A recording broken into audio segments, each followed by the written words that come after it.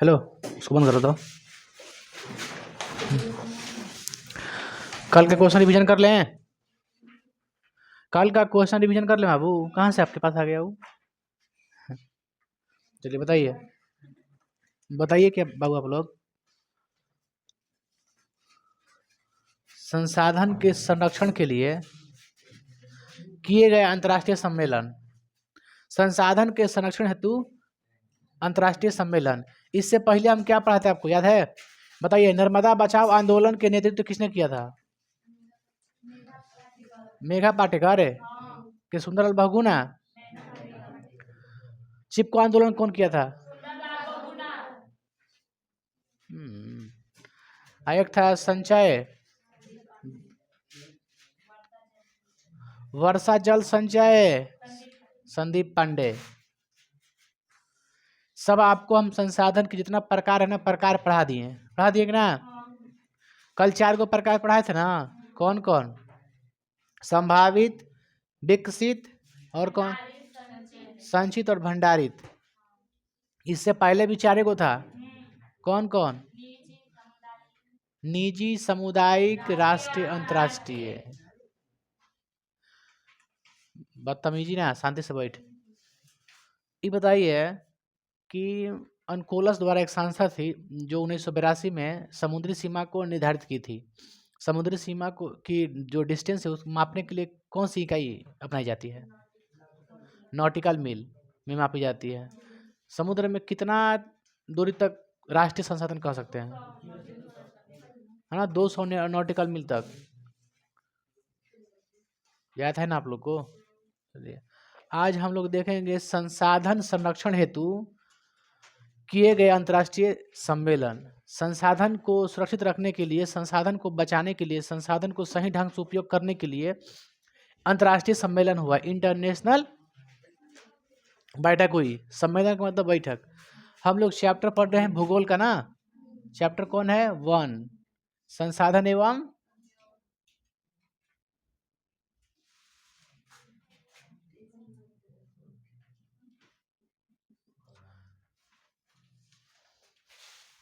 देखिए, इसके लिए क्वेश्चन क्या बताए हम लोग को कि संसाधन को संरक्षित रखने के लिए ना,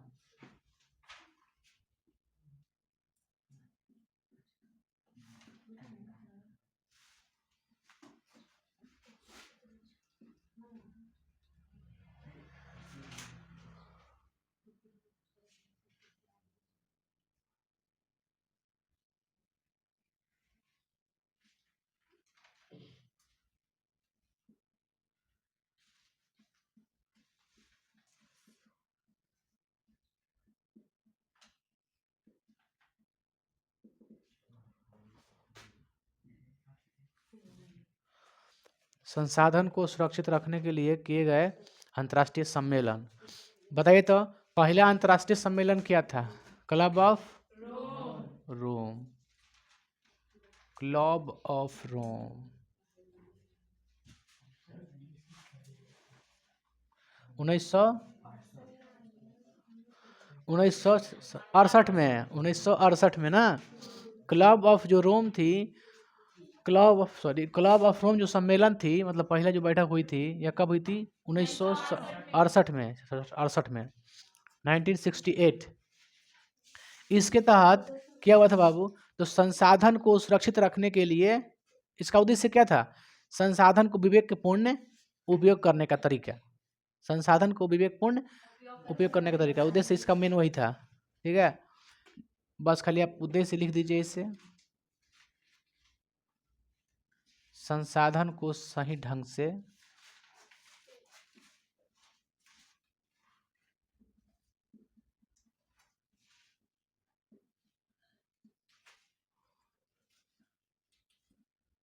उपयोग करना, संसाधन को सही ढंग से उपयोग करना, विवेकपूर्ण ढंग से उपयोग करना।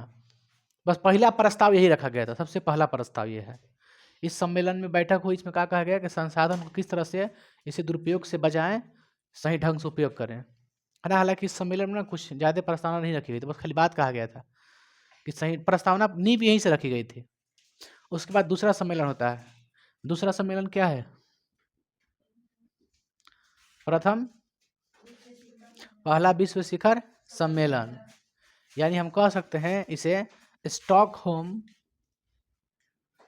स्टॉकहोम सम्मेलन। कब हुई थी?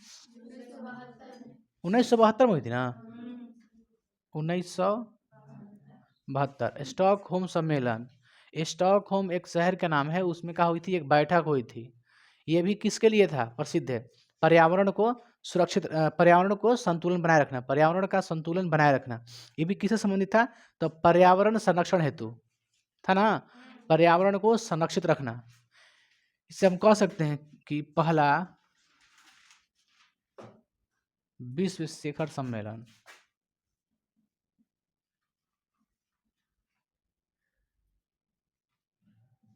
यह क्या है? पहला विश्व शिखर सम्मेलन है। आप लोग के नोट्स में क्या लिखा होगा? पहला विश्व शिखर सम्मेलन कब हुआ था? 1972 में। कहाँ हुआ था? स्टॉकहोम में। कहाँ हुआ था? स्टॉकहोम में। तो हमने क्या लिख दिया कि स्टॉकहोम सम्मेलन, स्टॉकहोम सम्मेलन। आपने लिखा होगा स्टॉकहोम, तो स्टॉकहोम इसको हम सम्मेलन कहते हैं। 1972 में ये हुई थी। इसका उद्देश्य क्या था?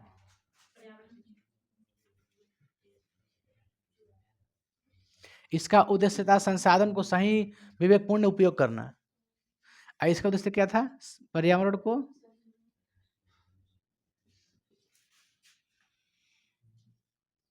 सुरक्षित ना, सुरक्षित या संरक्षित रखना। उसी समय से क्या हो गया था पता है? उसी समय से पर्यावरण दिवस मनाया जाता है। तो पर्यावरण दिवस कब मनाया जाता है?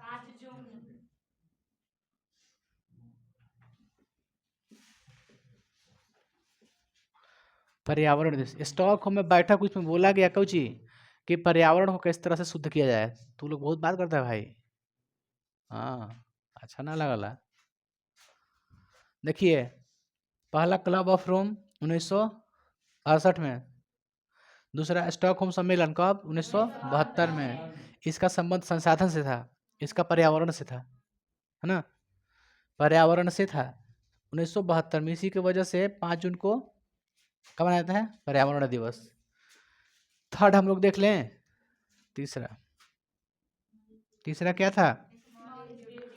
Small is beautiful. यह जानते हो क्या था बाबू? इसको हम ऐसे करके लिख देते हैं। यह एक पुस्तक थी, पुस्तक का नाम बताइए। Small is beautiful. Small is beautiful, small is beautiful. यह पुस्तक किसकी थी? शुमशेर की थी ना। लेखक का नाम क्या था? शुमशेर।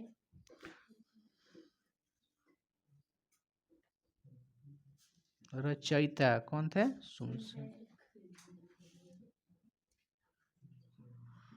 ठीक है, शुमशेर ने महात्मा गांधी के विचारों को पढ़ा। उनका कहना था, देखते और उसका कहीं कहीं फिगर देखिएगा ना, महात्मा गांधी जी का फिगर देखिए, कहीं फोटो देखिएगा, जो चरखा लेकर के चरखा चलाते हुए नजर आएंगे कहीं ना कहीं, देखे ना। यानी चरखा कोई बहुत बड़ी चीज नहीं है, वो सब घर द्वार में बनाए, उस सब से काम किया जाता है ना। का है,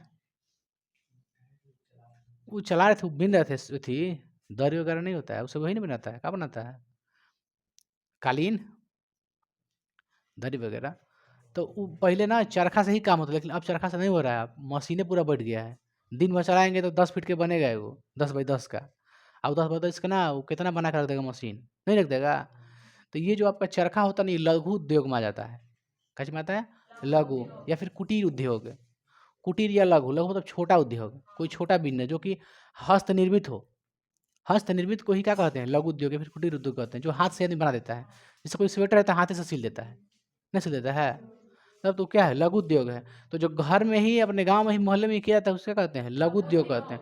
तो इन्होंने अपनी पुस्तक में लघु उद्योग क्या किया? बढ़ावा दिया। लघु उद्योग का दिया, बढ़ावा दिया। कहा कि देखिए, महात्मा गांधी के विचार पढ़ा, और महात्मा गांधी का कहना ये था, महात्मा गांधी का यही सोच था कि वो शुरू से लघु उद्योग को बढ़ावा देते थे। इसका मतलब ये नहीं कि मतलब दीर्घ उद्योग जो है, जो बड़े उद्योग है, उसका विरोध करते। विरोध कोई नहीं करता था, सब सपोर्ट भी करते थे, बड़े उद्योग का भी सपोर्ट करते थे। लेकिन बड़े उद्योग का सपोर्ट करने का अर्थ ये है कि जो सामान बड़े उद्योग में बनेगा उसको बड़ा में ही बनाइए। अगर छोटा में बन जा रहा है तो उसको बड़ा में बनाने की जरूरत नहीं है। मान लो कोई सामान गया, ऐसा कोई वस्तु है, अगर छोटा लघु उद्योग से बन जा रहा है, हमारा काम हो जा रहा है, तो फिर बड़ा इसमें काहे के लिए दिया जाएगा? और इससे क्या होता है, लघु उद्योग में ना घर-घर हो जाता है, सबको काम मिल जाता है, रोज़गार मिल जाता है। क्या? जब मतलब कहने का मतलब जब लघु उद्योग से कोई काम हो जा रहा है तो उसको दीर्घ उद्योग में भेजने लायक नहीं है। इसका मतलब ये नहीं कि दीर्घ उद्योग को मतलब विरोध कर रहे हैं, विरोध नहीं कर रहे हैं। हाँ, समर्थन कर रहे हैं, ऐसा बात नहीं है।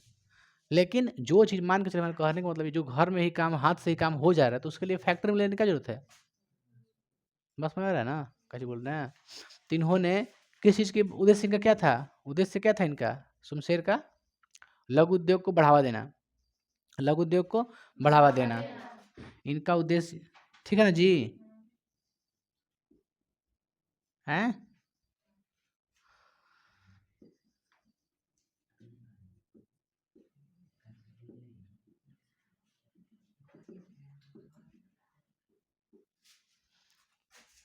पहला था क्लब ऑफ रोम, स्टॉकहोम सम्मेलन, दो हो गया ना जी। एक कौन हो गया? Small beautiful. इसकी पुस्तक के लेखक कौन थे? शमशेर। लघु उद्योग को बढ़ावा देना, इनका अर्थ क्या, इनका क्या कहना था? लघु उद्योग को बढ़ावा देना। इसमें किताब में लिखे भी थे कि लघु उद्योग किस तरह से मान्यता दी जाए। आगे आप लोग का क्या पड़ जाता है? हम्म,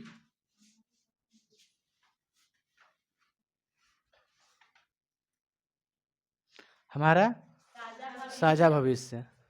तो हम लोग उसको क्या कहेंगे पता है? ब्रंटलैंड सम्मेलन। यह कब सम्मेलन होती है? ब्रंटलैंड सम्मेलन कब होती है? 1987 में, 1987 में।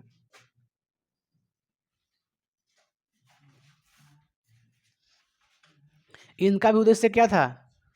पर्यावरण से संबंधित था ना? इनका उद्देश्य यही था कि पर्यावरण को सुरक्षित रखा जाए।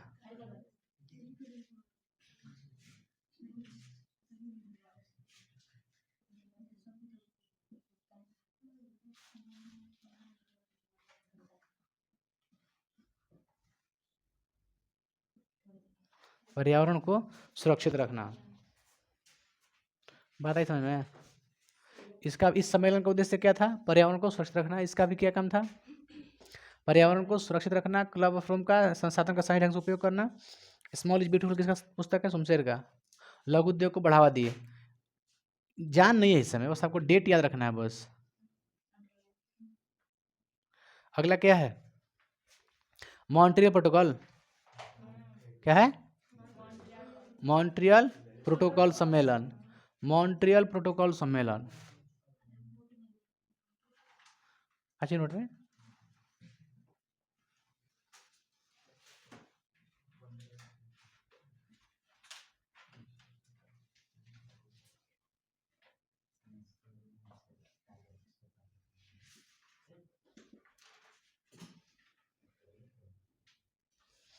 मॉन्ट्रियल प्रोटोकॉल सम्मेलन, देखिए ध्यान से। मॉन्ट्रियल प्रोटोकॉल सम्मेलन, यह सम्मेलन कब होती है? 15 सितंबर 1987 को होती है मॉन्ट्रियल प्रोटोकॉल। इधर जगह नहीं है सम्मेलन, ठीक है ना जी? यह सम्मेलन कब होती है? 15 सितंबर 1987 को होती है। इसका उद्देश्य जानते हैं क्या था? इसका उद्देश्य था ओजोन परत की क्षति को कम करना। ओजोन परत के क्षति को कम करना। जो ओजोन परत है ना, ओजोन लेयर का नाम सुने ना, 9th क्लास पढ़ाए होंगे। ओजोन परत जो कि खराब होता है धीरे धीरे, का उसमें क्या हो गया? छिद्र हो गया था। हालांकि वो कौन था? अंटार्कटिका से देखा भी गया था उसको, समझ गए? छेद होने का मतलब ये नहीं कि छेद हो गया, वो छोटा हो जाता है, उसका आकार, आकार छोटा हो जाता है। तो वो इसका ये सम्मेलन किस लिए हुआ था? ओजोन परत के क्षति को कम करने के लिए, कि क्षति ज़्यादा ना हो, क्षति से बचाने के लिए, यानी ओजोन परत को सुरक्षित रखने के लिए सम्मेलन हुई थी। कब हुई थी? 15 सितंबर 1987 को। इसका उद्देश्य क्या था? ओजोन परत के क्षति को कम करना, ओजोन परत की क्षति को कम करना या फिर क्षति से रोकना। ठीक है, यही था सम्मेलन का उद्देश्य मेन। समझ में आई? लेकिन इसको कम करने के लिए क्या, किस किस गैस को कम करना पड़ेगा आपको? तो देखिए इसमें किसी को कम करना है, एक सीएफसी होता है, एक ओडीसी होता है, एक सीएफसी होता है, एक ओडीसी होता है। खैर हमको इंपॉर्टेंट बस रखना है कुछ सीएफसी, ओजोन परत से संबंधित क्या रखना है? सीएफसी। उसमें आप लोग के जो नोट्स है उसमें दिया होगा ग्रीन हाउस गैस, क्या दिया होगा? Green house gas, CO2, CFC, NaO2 सब दिया होगा, NH4, CH4, इस तरह से सब होगा, लेकिन आपको इसमें से सब इंपॉर्टेंट क्या रखना है, खाली CFC, है ना, क्योंकि ओजोन परत से क्षति जो होती है किससे होती है, ग्रीन हाउस गैसेस से नहीं होती है। ग्रीन हाउस गैस से ओजोन परत को क्षति नहीं होती है, इनडायरेक्टली, डायरेक्टली भी नहीं होती है, ठीक है। ओजोन परत क्षति अलग हो गया और जो आपका ग्रीन हाउस प्रभाव है वो अलग हो गया। ग्रीन हाउस प्रभाव के लिए ग्रीन हाउस जिम्मेवार होती है, ठीक है। ग्रीन हाउस प्रभाव के लिए ग्रीन हाउस जिम्मेवार होती है। ग्रीन हाउस बढ़ने से क्या होती है, ग्रीन हाउस गैस बढ़ने से क्या होती है, ग्लोबल वार्मिंग। पढ़ाया ना क्लास में, ग्रीन हाउस गैस अगर बढ़ती है तो ग्लोबल वार्मिंग हो, यानी गर्मी बहुत ज़्यादा होगा। लेकिन हम लोग देख रहे हैं मॉन्ट्रियल प्रोटोकॉल, मॉन्ट्रियल प्रोटोकॉल के तहत इसका उद्देश्य क्या था कि ओजोन परत की क्षति को कम करना, घटाना, समझ गए ना। हालांकि बहुत घट गया, बहुत पहले सेफ हो गया ओजोन परत। इसका मुख्य कारण क्या था, CFC, है ना। ओजोन पर जो क्षति हुई थी किसका क्या कारण था, CFC। जैसे रेफ्रिजरेटर जो होता है ना, फ्रिज वगैरह, तो उसमें CFC गैस भरा जाता है, तो सब नहीं अब डाल रहा है, अब दूसरा चेंज डाल रहा है, K11 K12 इस तरह से नाम से डाल रहा है कोई गैस। तो इसका उद्देश्य क्या था,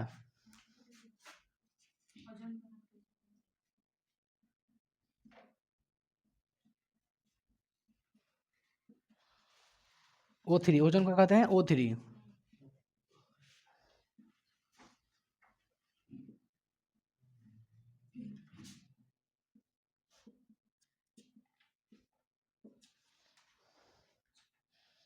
कौन गैस है इसको प्रभावित करती है, CFC, क्लोरोफ्लोरो,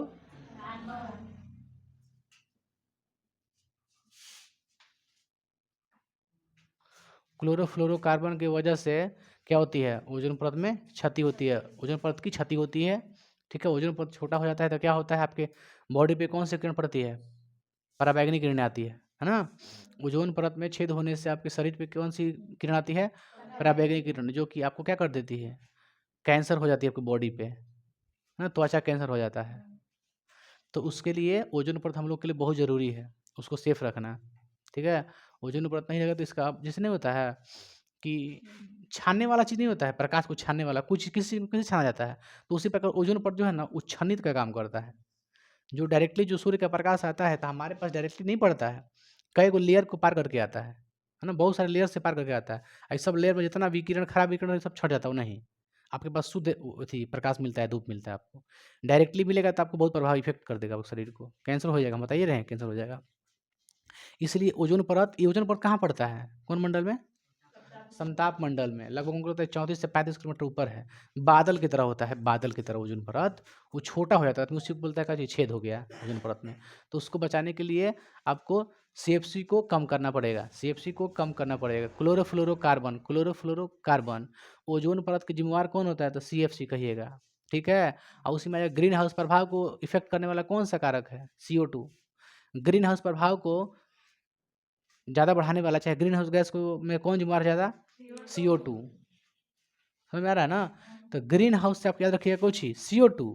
आप ओजोन परत से रखिएगा CFC, है ना। CFC किसके लिए है, ओजोन परत के लिए है, आई बात समझ में। CFC किसके लिए है, ओजोन परत के लिए है।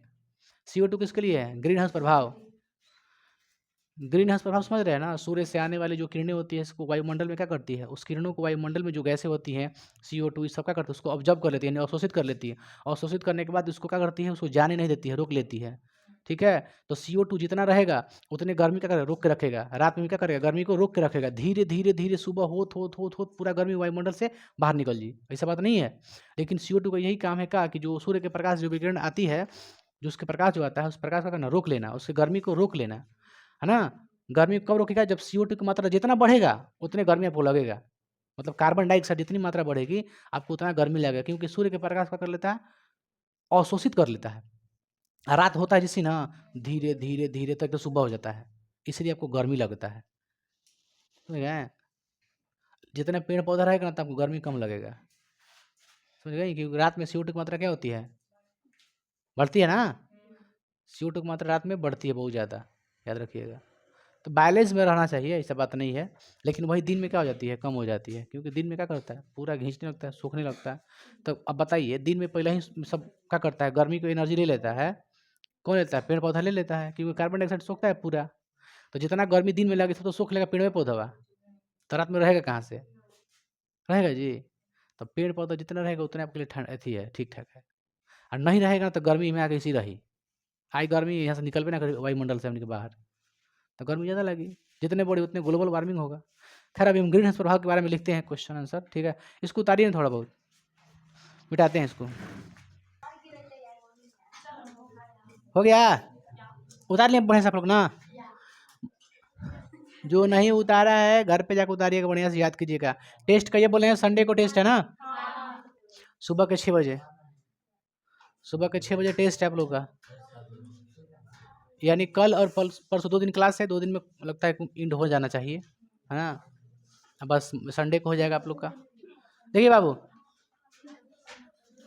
क्लब ऑफ रोम का उद्देश्य क्या था? डिवीजन। क्लब ऑफ रोम का उद्देश्य क्या था? संसाधन को सही ढंग से यूज करना। स्टॉक होम सम्मेलन का मुख्य उद्देश्य क्या था? पर्यावरण को सुरक्षित रखना। स्टॉक होम सम्मेलन कब हुआ था? 1972 में। बताइए, द स्मॉल इज ब्यूटीफुल किसकी पुस्तक है? सुमशेर की। उसमें किस चीज को बढ़ावा दिया गया? लघु उद्योग को। अच्छा बताओ बाबू, मॉन्ट्रियल प्रोटोकॉल कब हुई थी? मॉन्ट्रियल प्रोटोकॉल कब हुई थी? 15 सितंबर 1987 को हुई थी ना। अच्छा, मॉन्ट्रियल प्रोटोकॉल का उद्देश्य क्या था?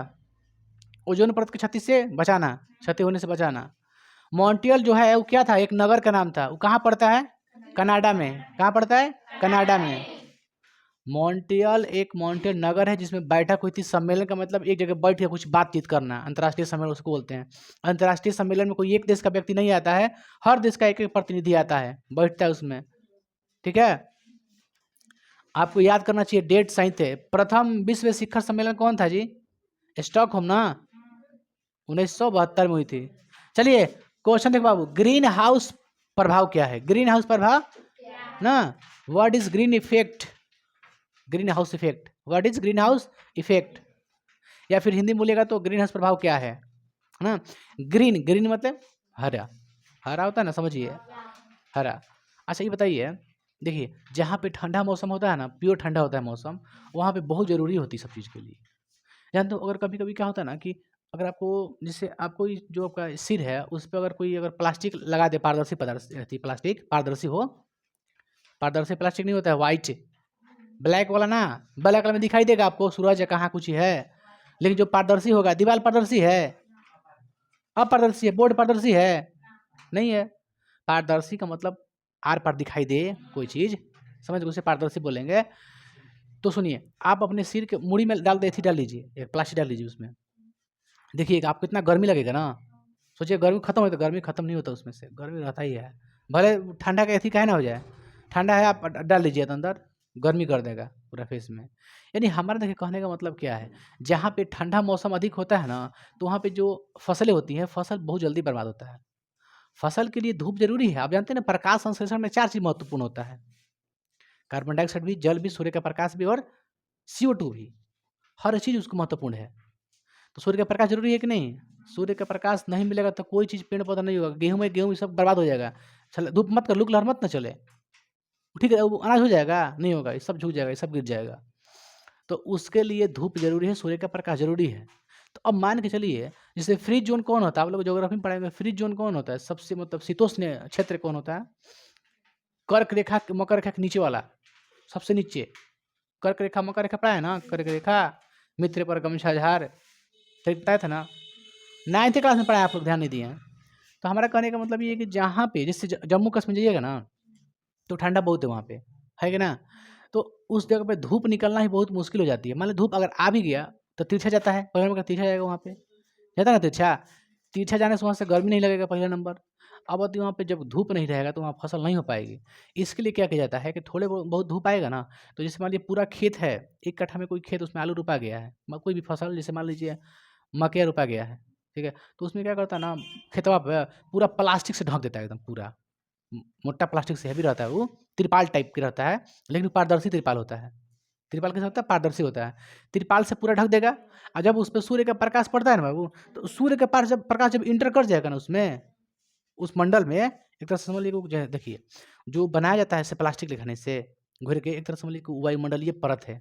सूरज आया, सूरज उसके आर पार चला गया, तो कौन चला गया? वायुमंडल में चला गया। जिस तरह से सूर्य का प्रकाश हम पे पड़ रहा है ना, हम लोग कहाँ है, वायुमंडल में हम लोग है ना? तो सूर्य का प्रकाश कहाँ आया है, वायुमंडल में आता है। तो वायुमंडल में आता है तो हम लोग के शरीर पे क्या होता है कि इफ़ेक्ट बहुत ज़्यादा पड़ता है, गर्मी की वजह से पड़ता है कि ना? तो उस तरह से एग्ज़ाम्पल आप लोग बता रहे हैं कि जैसे मान लीजिए कोई खेत है, ये मान लीजिए खेत है, इसमें कुछ ना कुछ रोपा गया, ऊपर से ऐसे पूरा ओढ़ा दो कौची, पारदर्शी प्लास्टिक है ना, ढक दो। जब इसमें सूर्य का जो प्रकाश आएगा ना इसी से, इसमें से सूर्य का प्रकाश आएगा, तो इसमें सूर्य का प्रकाश इंटर करेगा, क्योंकि सूर्य का प्रकाश बहुत ज़रूरी हो जाता है, ठीक है? तो अब क्या होगा, सूर्य का प्रकाश पड़ना ज़रूरी है क्योंकि अनाज है, नहीं तो खराब हो जाएगा। दिन में तो सूर्य का प्रकाश पड़ेगा, फिर क्या होगा, ये रात में क्या होगा कि जो पारदर्शी आपका जो परत है ये, जो पारदर्शी जो आप लगाए हैं, ये क्या करता है, इसमें एक तरह से वायुमंडल हो गया। हम वायुमंडल में हैं, तो हम लोग के लिए परत है वायुमंडल, समझ गए? तो प्लास्टिक इसके लिए परत हो गया है वो। और जो इसमें प्रकाश आता है ना, ये प्लास्टिक के अंदर जो भी गैस होती है उपस्थित प्रेज़ेंट होती है, क्या प्रेज़ेंट होगी? CO2 होगा और क्या होगा? ऑक्सीजन होगा, यही सब ना होगा। तो अब मैं जितना में CO2 है, CO2 क्या करेगा उसको, पता है CO2 क्या करेगा? उसको जकड़ लेगा, अवशोषित कर लेगा। किसको? सूर्य के प्रकाश को, जो गर्मी उसमें का होता है, ऊष्मा जो होता है, उसको अवशोषित कर लेता है और CO2 इसमें से बाहर जाने ही नहीं देता है। ठीक है? इस प्लास्टिक के अंदर से जो खेत में पड़ गया, उसमें से बाहर नहीं जाने देता है। तो जब क्या होता है कि जहाँ थोड़ा बहुत धूप पड़ता है, तो रात में तो पूरा ठंडा पड़ेगा। नहीं हो जाएगा ठंडा। जहाँ हल्का-फुल्का धूप है तो रात में तो बहुत ज़्यादा ठंडा वहाँ पे लगेगा। तो अधिक ठंडा लगता है वहाँ पे, जहाँ पे धूप कम रहता है। तो उतना ही धूप में क्या करेगा, प्लास्टिक डाल के अपना अवशोषित कर लेगा, वो चीज़ गर्मी को कर लिया अवशोषित, और रात में ज़्यादा ठंडा ना पड़े ताकि पाला मार देगा तो सब खराब हो जाता है फसल। अब क्या करेगा, जितना गैसवा है ना CO2, जो ग्रीन हाउस गैस है, वो कर लेता है अवशोषित, और जितना गर्मी उसको रात में क्या करता है, धीरे-धीरे छोड़ता है इसमें से, धीरे-धीरे बाहर निकलेगा इस मंडल से। तो धीरे-धीरे मंडल से बाहर निकलते, निकलते, निकलते फिर सुबह हो गया, फिर कुछ ना कुछ धूप मिल जाएगा इसको। तो फसल खराब ना हो, इसलिए वहाँ पे क्या किया जाता है, इसे ढक दिया जाता है पारदर्शी प्लास्टिक से, है ना? जो गैस होती है क्या करती है, उसको अवशोषित कर लेती है, मतलब सोख लेती है। अब बस वो गर्मी की धीरे-धीरे जाती है, गर्मी नहीं लगेगा। जितना CO2 की मात्रा बढ़ेगी इसमें, उतना गर्मी बढ़ेगा। CO2 की मात्रा बढ़ने का मेन रीज़न क्या है पता है? ईंधन, लकड़ी काट के ईंधन जलाना, बाइक चलाना, प्रदूषण फैलाना, ये सब क्या है? ग्रीन हाउस गैस की उत्सर्जित करने वाला ये सब चीज़ है। समझ गए? तो CO2 मेन होता है, CO2 बढ़ेगा तो आपको गर्मी लगेगा। CO2 को बैलेंस में रखना ज़रूरी है। CO2 अगर अधिक कम हो गया, नहीं पूरा कम हो गया, CO2 है ही नहीं है, तो आप पे जो सीधा गर्मी पड़ रहा है, समझ गए? वो गर्मी नहीं पड़ेगा, धीरे-धीरे क्या होगा, ठंडा इतना लगेगा ना, CO2 नहीं लगेगा, इतना लगेगा ठंडा कि ऐसा अगर पूरा CO2 ना रहे ना, तब जम जाइएगा। आप बर्फ़ लेकर जम जाइएगा, तो CO2 रहना बहुत ज़रूरी है। आपको ठंडा से जमने से बचाता है। क्योंकि क्या कर लेता है वो, तो सूर्य के आने वाली किरणों क्या करती है, अवशोषित कर लेता है और धीरे-धीरे जाने देता है, रात में भी। अगर अभी भी रात में ठंडा लगता है, मान लीजिए पूरा CO2 नहीं रहे, तब क्या होगा? पता है ना? क्योंकि रात में CO2 की मात्रा क्या हो जाती है, बढ़ जाती है। रात में CO2 की मात्रा क्या होता है, बढ़ जाता है, क्योंकि पेड़-पौधा रात में ही CO2 छोड़ता है और दिन में क्या करता है, ऑक्सीजन छोड़ता है। रिलीज़ करता है ना CO2, CO2 कब रिलीज़ करता है, रात में, और दिन में CO2 लेता है, ऑक्सीजन देता है। हम लोग के क्या होता है, उसके लिए क्या है, हम लोग का ऑक्सीजन है। ऑक्सीजन लेते हैं हम लोग, कार्बन डाइऑक्साइड छोड़ देते हैं। होता है कि ना? तो पेड़-पौधा CO2 ले लेता है अपना, वो अपना भोजन करता है, उससे हम अपना भोजन करते हैं। तो दोनों लोग ज़रूरी है, हम नहीं तो पेड़ नहीं, पेड़ नहीं तो हम नहीं, यही बात है। सूख जाएगा फिर कौन लगाने आ रहा है ये पेड़-पौधा, है ना बात? तो आप ग्रीन हाउस प्रभाव समझे ना? ग्रीन हाउस प्रभाव किसे कहेंगे? तो वह प्रक्रिया जिसमें सूर्य से आने वाली किरणों को ग्रीन हाउस गैसों द्वारा अवशोषित कर लिया जाता है ना? जिससे वो पृथ्वी क्या होती है, सुरक्षित रहती है। उसे ग्रीन हाउस प्रभाव कहते हैं। ग्रीन हाउस बढ़ने के कारण अधिक क्या होती है, गर्मी लगती है। यानी ग्रीन हाउस बढ़ने की वजह से ग्लोबल वार्मिंग हो जाती है। ग्लोबल वार्मिंग किसे कहते हैं? तो ग्रीन हाउस गैस के बढ़ने से क्या होती है, गर्मी उत्पन्न हो जाती है, उसे कहते हैं ग्लोबल वार्मिंग। तो ग्लोबल वार्मिंग मतलब गर्मी, सीधा समझिए, ग्लोबल वार्मिंग मतलब गर्मी। अब ग्लोबल वार्मिंग कब होगा, जब CO2 की मात्रा बढ़ जाएगा। तो बताइए, ग्रीन हाउस प्रभाव के लिए क्या लिखा जाए? ग्रीन हाउस प्रभाव के लिए क्या लिखा जाए? वह प्रक्रिया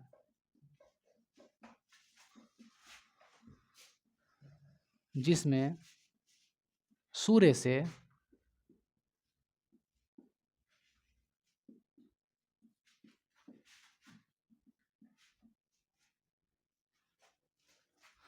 से आने वाली विकिरण को ग्रीन हाउस गैस द्वारा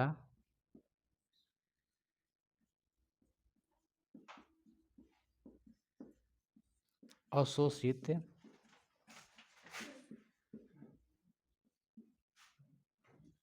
कर ली जाती है।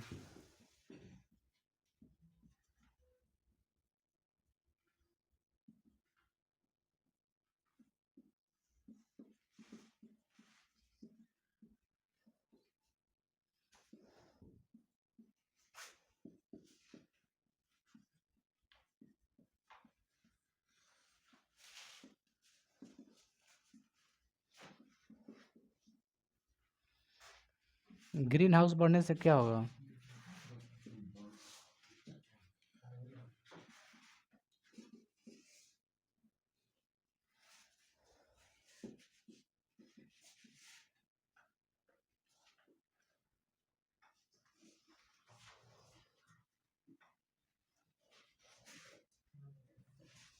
थोड़ा यहाँ तक छोड़िए ना, ठीक ना बाबू, बताइए ग्रीन हाउस गैस कौन है?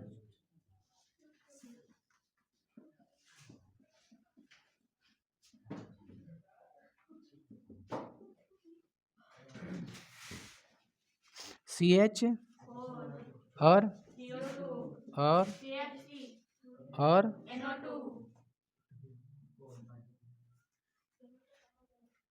यही ना है। इसमें मेन उत्तरदायी होता है CO2 है ना। वायुमंडल में सूर्य की प्रकाश किरणों को क्या करता है? ग्रीन हाउस गैस सोख लेता है, अवशोषित कर लेता है, और करने के बाद पृथ्वी से धीरे धीरे सतह से वायुमंडल से बाहर छोड़ता है ना। उसके उष्मा को, उस पर गर्मी को अवशोषित कर लेता है। इसलिए आपको रात में अधिक ठंडा नहीं लगती है, समझ गए? तो सोच लीजिए CO2 रहना बेहद, कोई कहता है CO2 कार्बन डाइऑक्साइड खराब है, खराब नहीं है। CO2 याद रखिएगा, कार्बन डाइऑक्साइड खराब नहीं है, जरूरी भी है, बैलेंस बना के रखना है। सोचिएगा CO2 कम हो जाए तो आपको जीने, आप कोनो फसल ही नहीं होगा, CO2 नहीं रहेगा तो। CO2 बहुत ज़रूरी है। तो इसका मतलब ये नहीं कि CO2 पूरा बढ़ जाए, CO2 बढ़ने से ग्लोबल वार्मिंग बढ़ती है, आपको गर्मी पूरा लगेगा एकदम, समझ गए? हालांकि फिर एक बार कल क्लास लग लेंगे ना तो आपको ग्रीन हाउस प्रभाव फिर से एक बार समझा देंगे और ग्लोबल वार्मिंग क्या है वो बता देंगे। ग्लोबल वार्मिंग क्या आप लोग जानती हैं? बोलिए तब पूरा, ग्लोबल वार्मिंग क्या है बोलिए? ग्रीन हाउस प्रभाव के कारण तापमान में होने वाली वृद्धि को क्या कहते हैं? ना। तो ग्लोबल वार्मिंग का हम चाहेंगे तो डेफिनेशन लिख सकते हैं, ठीक है, लिख देते हैं। देखो यहाँ पे लिखते हैं बाबू, ठीक है।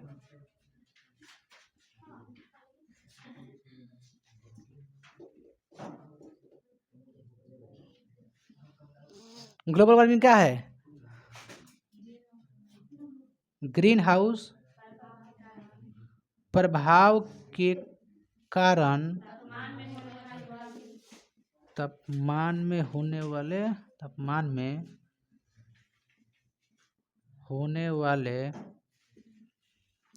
वृद्धि को क्या कहते हैं?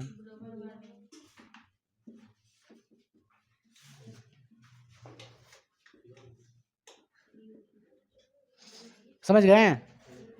ग्रीन हाउस प्रभाव के कारण तापमान में होने वाले वृद्धि को क्या कहते हैं? Global warming. तो ग्रीन हाउस प्रभाव अगर बढ़ेगा, जितना अधिक होगा तो ग्लोबल वार्मिंग उतना ही होगा। ग्रीन हाउस प्रभाव कब ज़्यादा इफेक्टेड हो गया? जब ग्रीन हाउस की मात्रा अधिक हो जाएगी, है ना। और ग्रीन हाउस गैस को कम करने का सिंपल तरीका है, गाड़ी घोड़ा प्रदूषण युक्त रखिए, है ना। ये सब रेफ्रिजरेटर, फ्रिज वगैरह, मतलब जो हाई गैस रिलीज करती है ना, CH4, CO2, NO2, CFC, सबको बंद रखिए, कम यूज कीजिए, है ना। इसका मतलब ये नहीं कि, मतलब बैलेंस में रखिए उसको। बाइक चला रहे हैं पूरा धुआं, अब तो BS6 आ गया है, क्या BS6 धुआं नहीं देता है ना, प्रदूषण युक्त होता है शायद उससे बाइक, BS6 धुआं नहीं देता है उसमें, वो सब संशोधन करके हुआ है। बाइक नहीं है। हाँ पेट्रोल चलता है, लेकिन BS6 इंजन वैसे बना है, सब सिस्टम ऐसा किया गया है, वो धुआं नहीं देगा। हाँ, उससे पहले जो BS3 गाड़ी देखिएगा उसमें धुआं कैसा देता होगा, BS2, ये सब चेंज क्या होता है? BS3, BS2, BS4, BS6 क्या होता है? ये प्रदूषण से ना, प्रदूषण रहित हो जाता है, समझ गए? मतलब प्रदूषण उससे नहीं निकलता ज़्यादा। खैर इसको उतार लीजिए बाबू, कल बताएंगे आगे।